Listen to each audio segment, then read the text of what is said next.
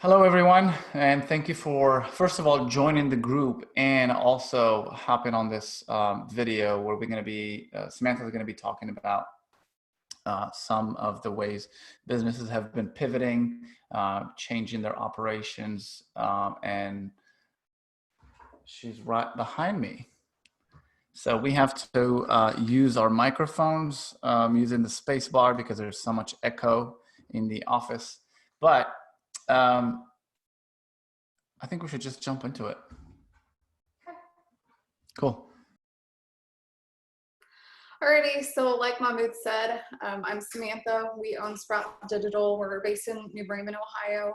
It's a digital marketing company. We do web design, SEO, social media services.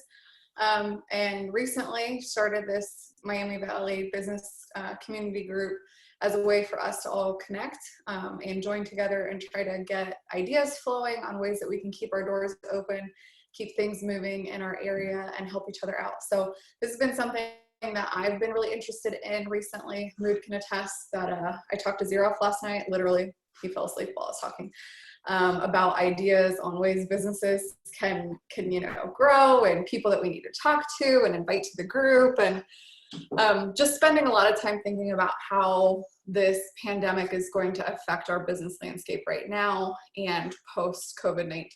Like, where are we headed? And how are businesses responding to this? How are they pivoting or shifting? I didn't invent this term. It's not a new term, but basically pivoting is when a business needs to make some major decisions and change the course of action on how they're operating their business. And you're kind of seeing that right now with lots of businesses, even in our local community, changing the way that they're providing services or products to people in our area.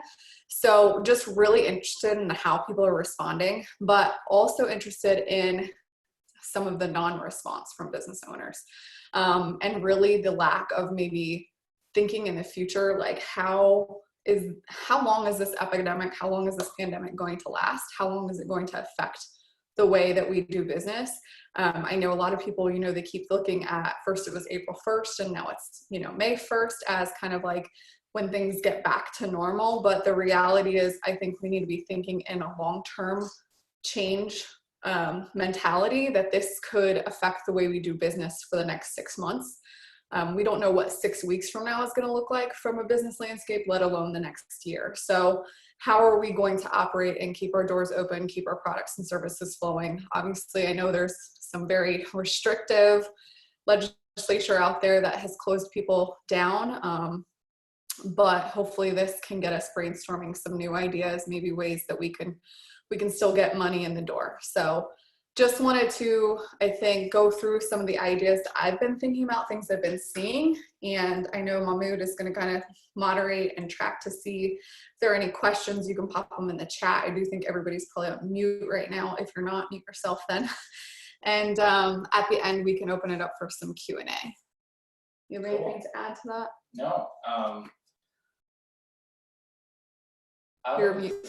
I have to press the space bar every time I need to talk like a walkie-talkie. Otherwise, it gets echoey. You want to start with restaurants? What you got on? What you got on your list? Yeah, I was just going to talk about some of the things that I've seen as kind of first steps, like what businesses are doing or not doing. So I think, at least from a Mood and I standpoint, the way that we operate is very, very marketing driven. Like, how are we going to communicate to business owners, what's changed in our business, make sure that we're continually keeping those lines open.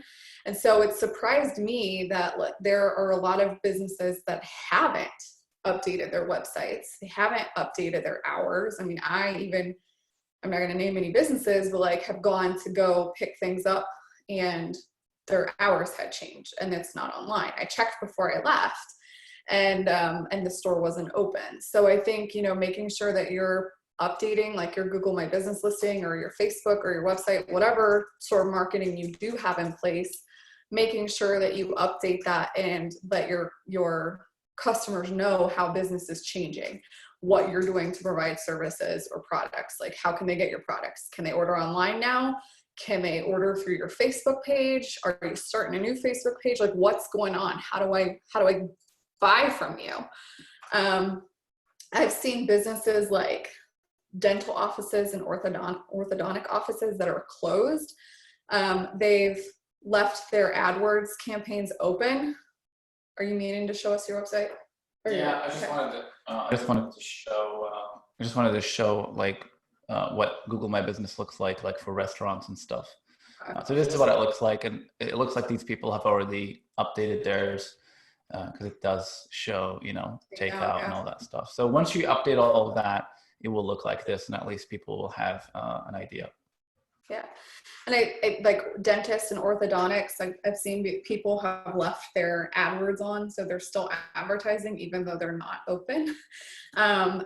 And on the flip side, people that aren't, I would type in like dentist Dayton, Ohio. Yeah, so some of these ads are not local, but okay, this company is like advertising to us in Ohio. We typed in near me, you know, and they're in Virginia, or, you know, they've still got ads on, but like dental offices are closed unless it's like emergency services.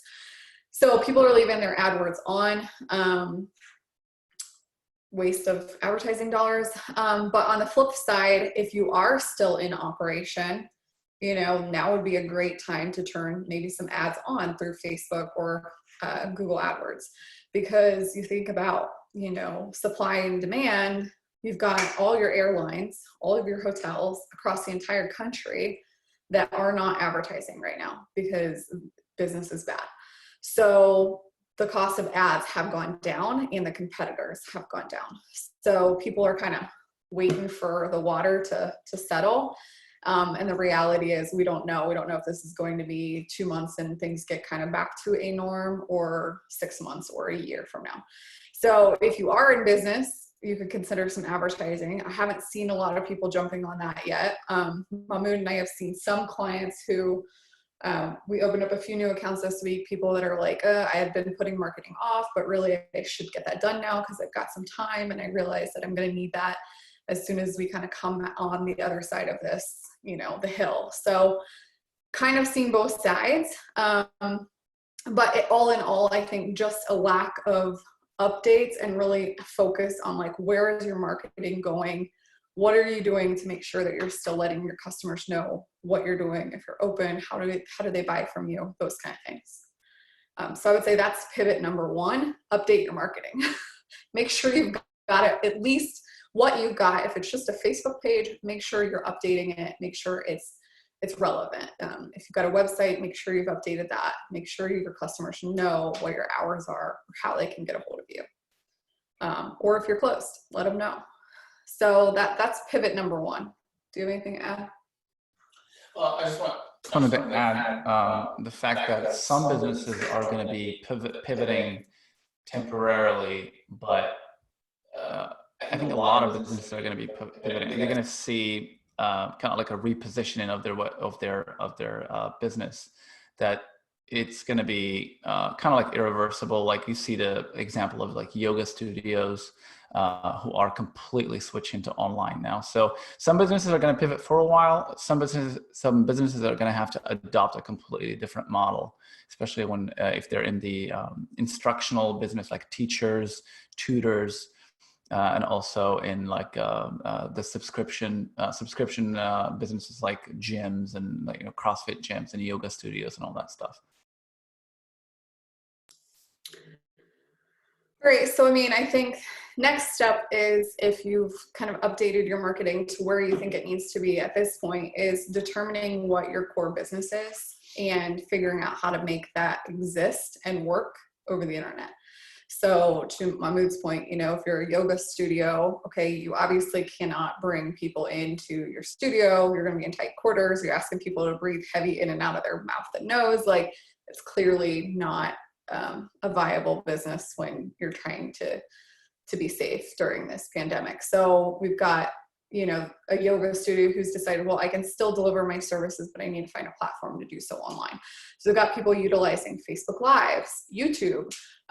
You can do a video series and then offer that as a paid program. So determining what is your core product or service and how can you make it work online. Do you need to do an e-commerce site? Do you need to start a new Facebook group to market yourself to cast a wider net, wider customer base? do you need to get versed in Zoom so that you can offer your consulting, or you can meet with your clients face to face and still have that personal touch, but it's through electronic means?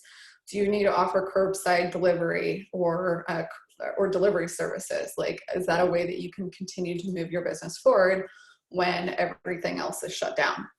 So figuring out what your core is and can it exist online? And for some people, it can't. Like, obviously, you can't go and install a new roof over the internet. However, there are ways that you could make it more electronic. Like, we were just talking to a friend who was at home, and he had a leak in a pipe, and there was water leaking out of his ceiling. Well, he didn't necessarily want to have a plumber in his house immediately, but obviously he can't have water leaking throughout his home. So he actually talked to a buddy who was a plumber, who's now offering like FaceTime consulting, plumbing consulting, to at least get him to the point where he got the water valve shut off, and it was in an okay spot until a plumber could come and see it.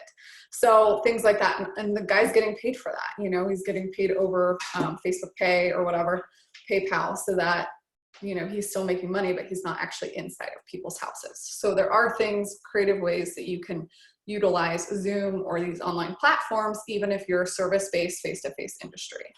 Does that make sense? Yeah. Yeah.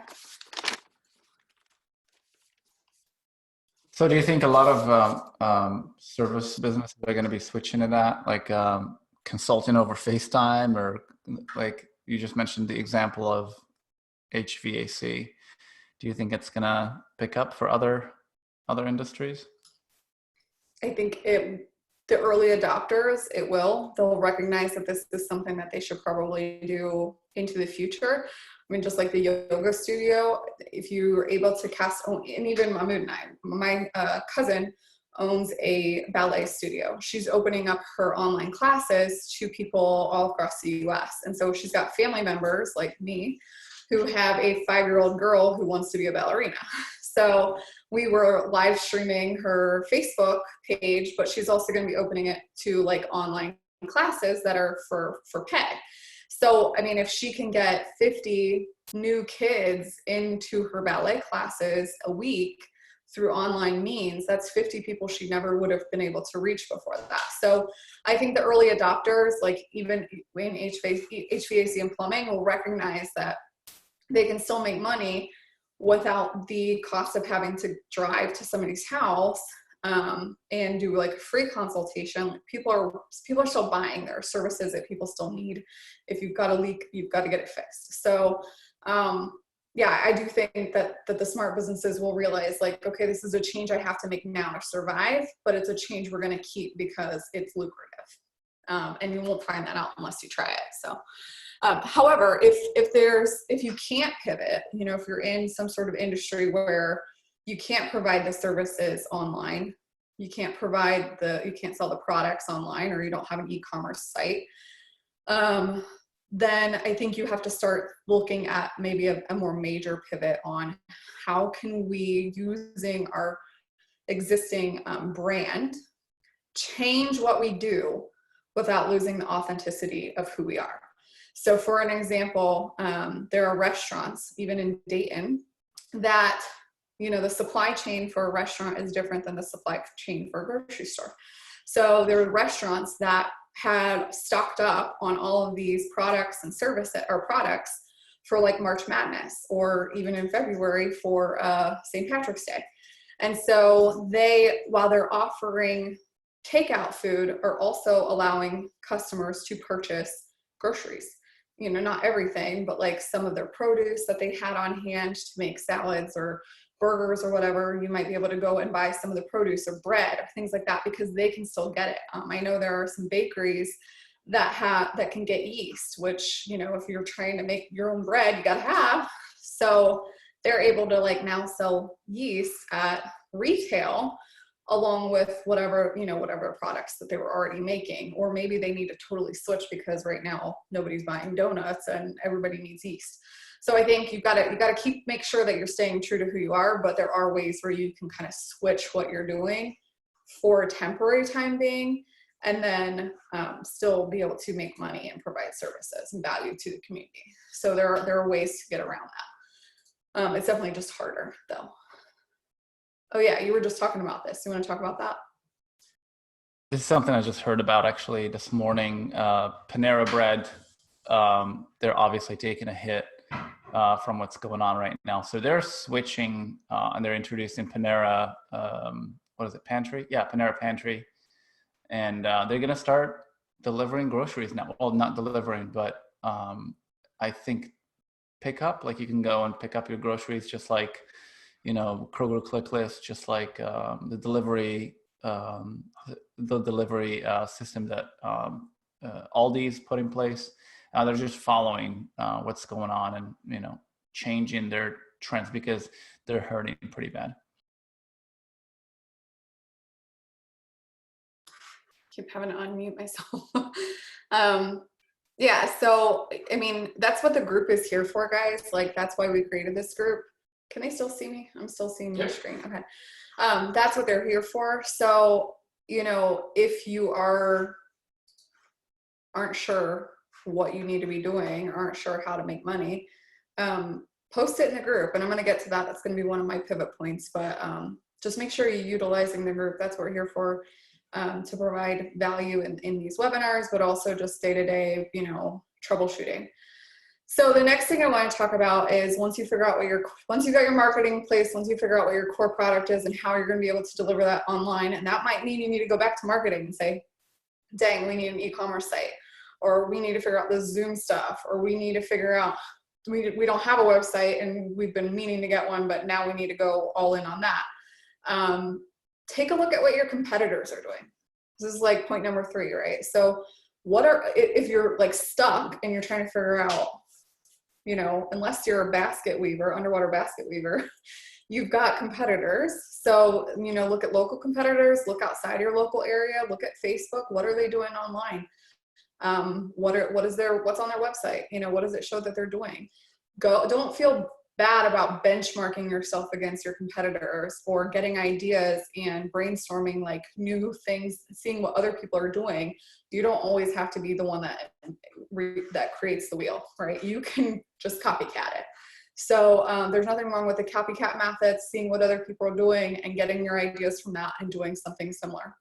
A great example of this is we just had our family photos taken, the porch session by one of the members in this group.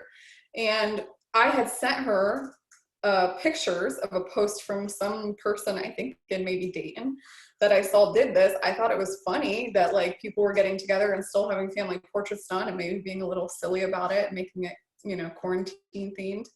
And I sent it to her and said, you got to do this. This I would be in. And we were able to get like a few other people just in New Bremen. She's not from here. She's in Greenville.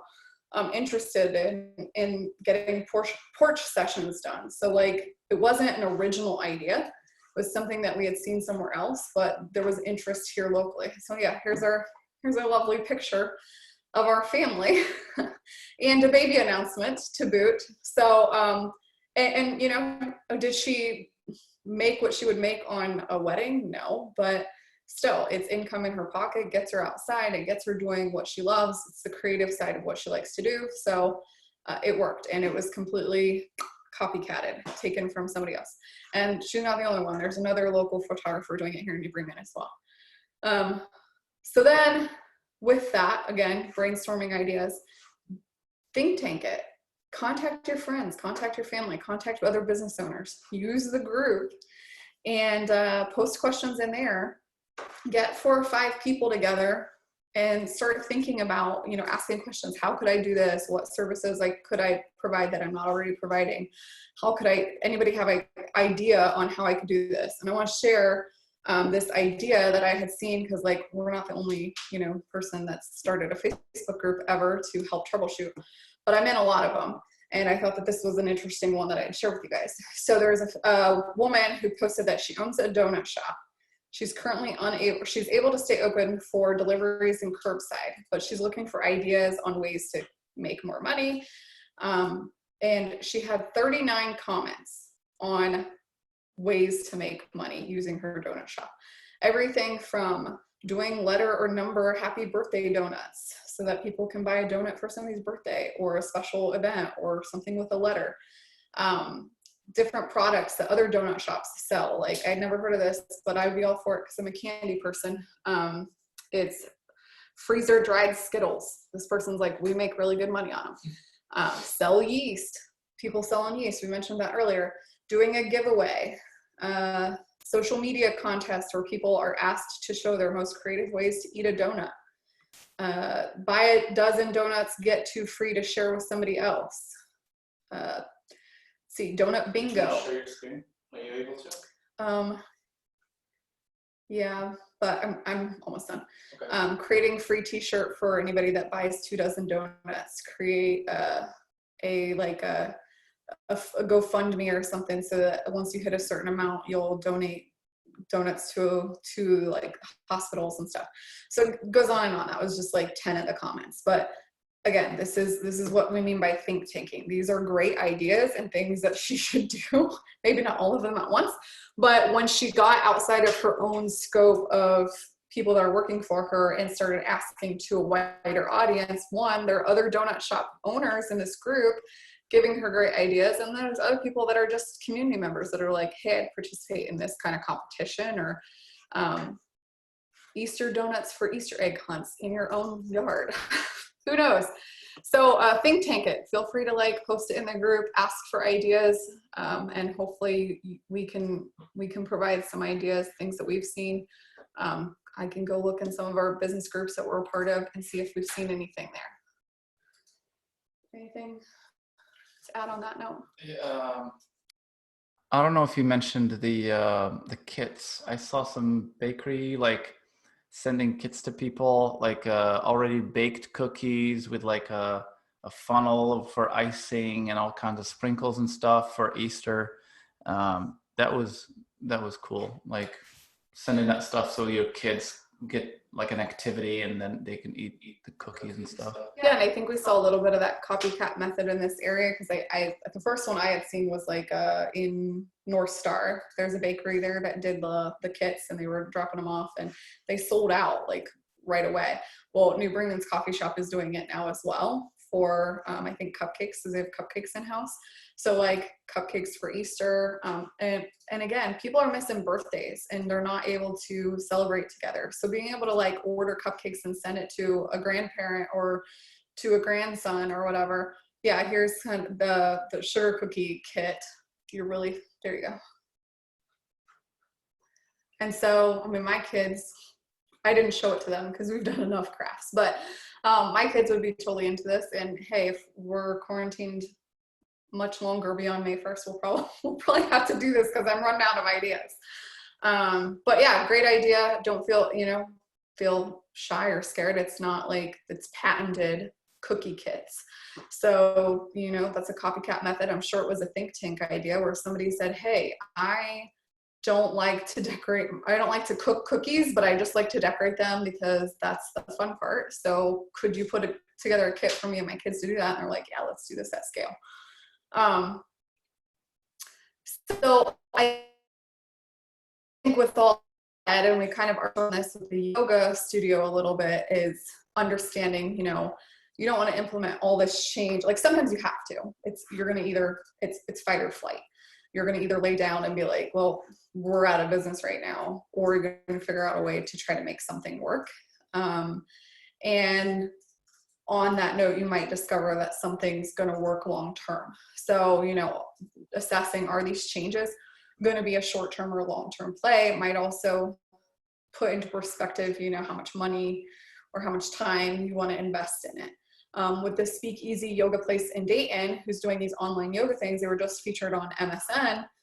They moved to live stream right away, notified all their customers right away, implemented this, live stream portal on their website, and gave all of their monthly members access immediately. They've got access to all the classes, but they've also increased their membership, like expanded their membership to people that they never would have touched because nobody was going to drive more than 20 miles to go to a yoga studio. And I talked to the guy just a couple of days ago, and he said that their monthly membership and like revenue is right around where it was at pre-quarantine. And so for him, I mean, that's totally expanded his reach. They're definitely going to hang on to that like going forward, because why wouldn't they? If they can keep up with a few live streams a day, bring on more staff, and it's a revenue producer for them, it's a no-brainer. Yeah, I mean, you might get into, you know, with a donut shop selling yeast, that might not be something they're going to want to do with long term, but maybe you find a product here locally or in your area where, like, you know what, it was lacking. People were needing more than they had access to anyways, and it might be another revenue stream for you. So I would definitely consider, you know, thinking about these things in terms of like long-term growth, new opportunities, new revenue streams, new line in the water to get customers that you previously never would have been able to access, instead of thinking it in like, well, I don't want to do all that work because in 6 weeks from now, everything's going to go back to normal. You don't have that guarantee, and you don't want to be 6 weeks down the road and be kicking yourself because you thought everything was going to be normal and it's worse than it what is today. We just don't know. And you don't have that kind of time and luxury. Well, at least most people don't. Yeah, so I mean, if you're a service-based industry, we talked a lot about kind of products, but if you're service-based, like a consultant, then these live streams are going to be huge. Being able to get on a call with people and talk them through, you know, like for instance, our CPA does this with us because she's not local. So we're able to at least live stream with her. She can walk us through the tax forms that we can see. So we feel like we met in person without needing to do that. I mean, for us, I think we can both say we're at least grateful that more people that were kind of against the grain on live streaming have had no other choice but to jump on board, because we're in New Bremen. We've got clients all over the place. Some of them obviously we can't get to, but you know, if they're in the Dayton area, we might have to make a drive down. And now it's like, hey, let's just hop on a live stream because people are starting to get comfortable with that. So I think that that's going to be a good for us. Yeah, you want to share coffee?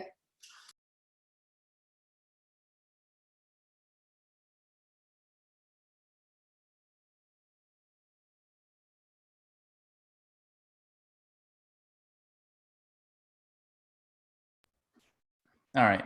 So this is just, you know, it might be a little far-fetched, but for, you know, people with talent, people who can play instruments and all that stuff, this is a really good way to make money, like just extra cash. Coffee Anderson, we've known him what, like a couple of years now, and he's really, really smart about the way he, you know, he performs. So, for example, in here, you pay him, I don't know, $100 or whatever, and he would make a custom happy birthday song or whatever song you want and send it to someone. And he's been doing this for a while, and it's super, super successful. And he built his entire social media platform based on these videos. Not just you know, happy birthdays, but anything. You can customize any song for anyone. He's very funny. He's kind of like a mix between a stand-up comedian and a musician in a way. But yeah, he's been really, really successful at this.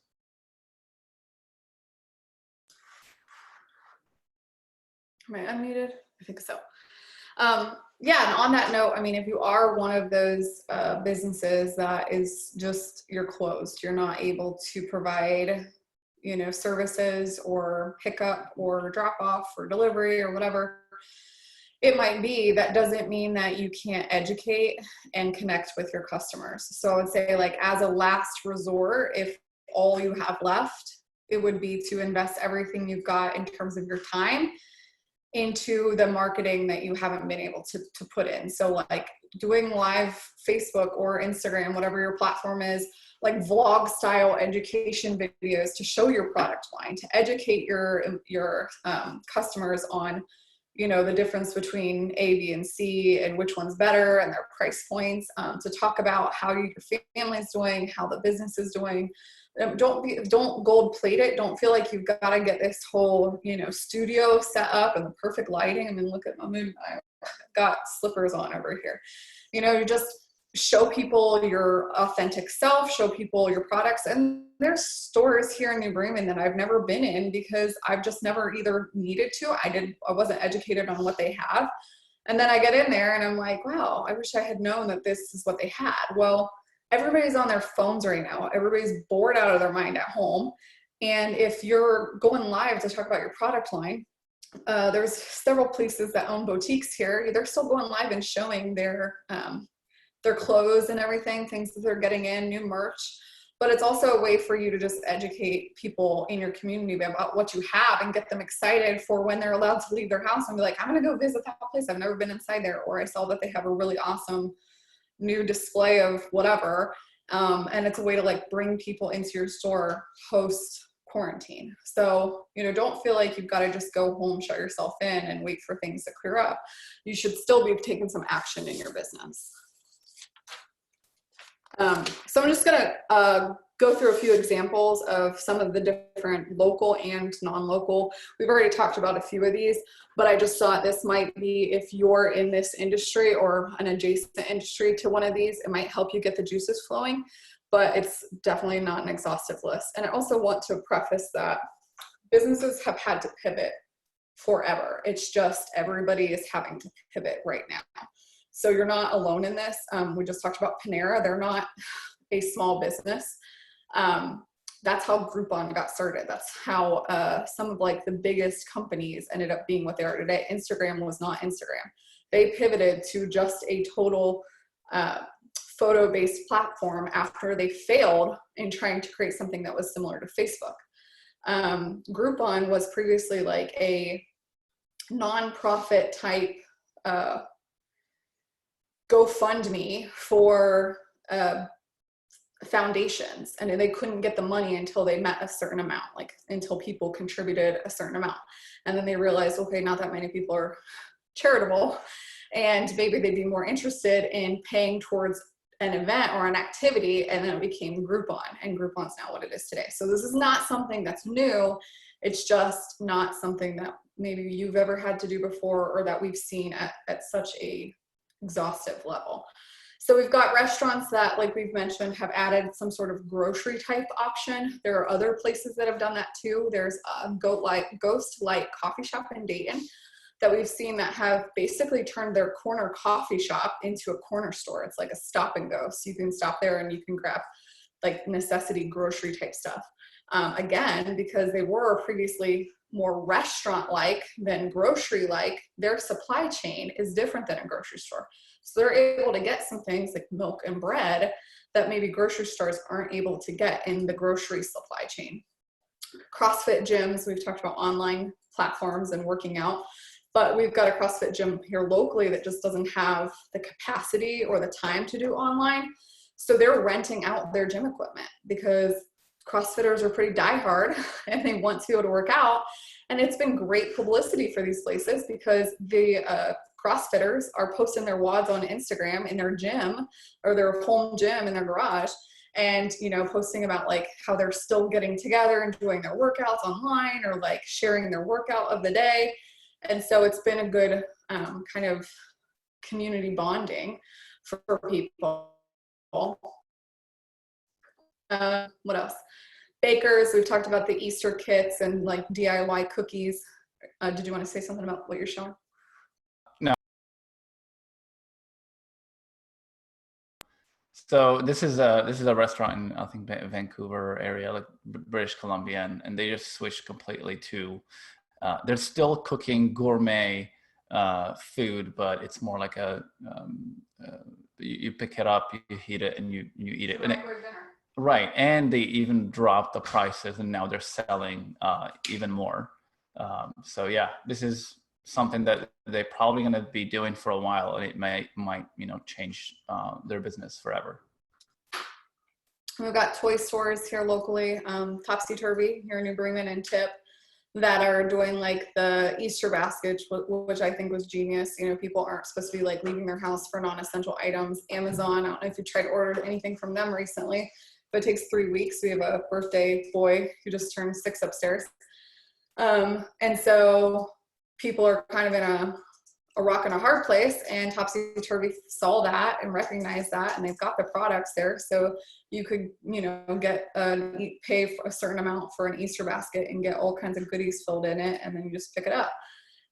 We talked about the yoga studio, dance studios. We've seen some breweries partnering up with some grocery stores to like sell their canned beer. So all the stuff that they just made that they're not going to get to sell, they're canning it and getting it over to a grocery store to sell. And why wouldn't they? I mean, the grocery store makes a commission on that.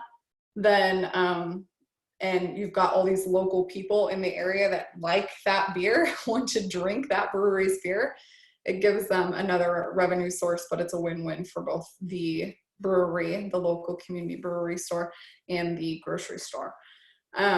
Along the same line with the breweries, you know, they're still offering like growler refills or discounts on growlers so you can bring your beer home. We talked about the coffee shop. Airbnbs, like rentals. I've heard a lot of people, we don't own an Airbnb, but I've heard a lot of people, we've got friends that own Airbnbs that have just called it like quits, like, well, nobody's renting right now. But the reality is you've got doctors, you've got nurses, you've got people that are essential workers that don't want to go home and expose their families, or that are traveling doctors coming in for emergency surgeries and need a place to stay for a week or so at a time. You've got people that are maybe needing a discounted rental, long-term rental, because their lease is up and they're not really sure what's going to happen and they don't want to sign another year contract. So there's still a need for short-term rentals. And if you're looking at it in that way, on how can I get in front of these people that might have a need for a short-term rental, contacting hospitals, contacting businesses that have got people here that are stuck or maybe don't want to travel because it's dangerous, making sure that you're just thinking outside of the box. Like, we have friends that have rentals that are still completely booked. Yeah. Apparently France adopted it, like the actual government had a partnership with Airbnb to basically provide housing for medical staff, that because they have to like move around and stuff, and a lot of them don't even want to go home after like a shift or whatever. So Airbnb and the government, the French government, basically partnered on this. So I guess on the most creative award goes to Liftoff Entertainment in Dayton. They're a DJ, you might have heard of them. They do a lot of weddings. And so of course, like, their whole business is like event based, and there are no events. Like, people are canceling their weddings, people are canceling funerals, people are just canceling every type of party that was supposed to take place for the next 3 months and postponing it to later. And so of course, hopefully they'll get those businesses pick up in, you know, the off season. But in the meantime, they're out all those weddings that they were planning on for the beginning of this summer and potentially longer. So they've switched to doing online music bingo. So you pay for a card from Liftoff Entertainment. They set up like this Zoom type online platform, and they play the music and do all like kind of the what do you call it? That's not DJ, but like the announcer for the bingo.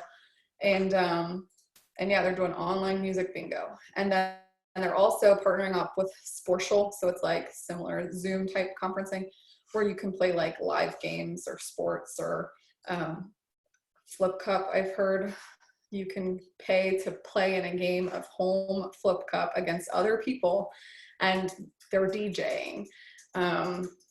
So I never would have thought, but it's a revenue stream for them right now. And we've got other people, you might have noticed we posted in the group, who have gotten creative on things that are outside of maybe their scope of normal business products or services, that are just trying to find way. They see an opportunity. There's people that need, they need masks, they need gowns, they need hand sanitizer, their people need bread and milk and all these things. Like, are there ways that you can be a part of that? Whether that's through like getting a group of sponsors together to donate things, and obviously either using your business as part of that sponsorship to get your business out there. Are there other people you can partner with to try to get masks into the hands of people that need it while still making a little bit of money off of that? I think the key to all of this is innovating fast and being able to pivot on a dime. Like, those that are going to be the most successful are the early adopters and aren't the ones that are going to say, let me see where this lands in 6 weeks or 8 weeks, or, you know, because this has been already extended, and there's really not been an end in sight. And I think even when the lift on home quarantine ends, that doesn't mean everything's going to go back to normal. And so I think you're going to see people that have PTSD from this and that are going to be scared to leave their house or scared to go to these, you know, have people in their homes for fear of the germs and the in-person contact. And so we don't know where this is going to land a lot of our businesses 6 months, 12 months from now. So being early to adopt ways to make this work long-term is going to be key. And again, like, just being a fighter, not a flighter, not being one that's just like, let's just sit back and wait to see what happens after this whole whirlwind ends. So yeah, I think we can open it up to if there's any questions in the chat box. I don't know how many people we've got on the call. We are recording this, so it will be in the group eventually when we get it downloaded. And so obviously, if you don't have a question now and you have a question later, feel free to add it in once we've loaded it in the group. And again, thank you for letting me ramble on for a good 40 minutes. Let's see. I don't see anything, but I just wanted to share the screen.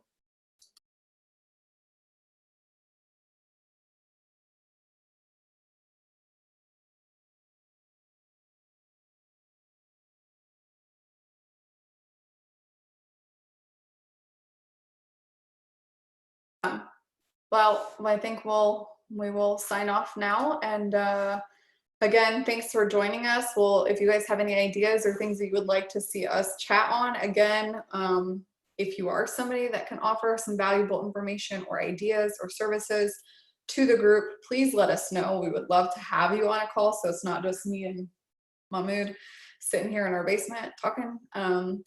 And would love to know, like, if there are topics that you'd like us to try to cover. Again, I might not be the best person, Mahmoud might not be the best person, but we'll try to find somebody. We've got over 111 people in the group.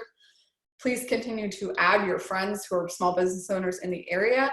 You know, even if they're not like immediately in Miami Valley, that's okay. Like, you can add them. As long as they recognize that a lot of what we're going to be talking about is local business and not, you know, wide scale business opportunities. So yeah, with that, thank you. Wish you guys all a happy Easter if you celebrate Easter, and a safe weekend. Thanks.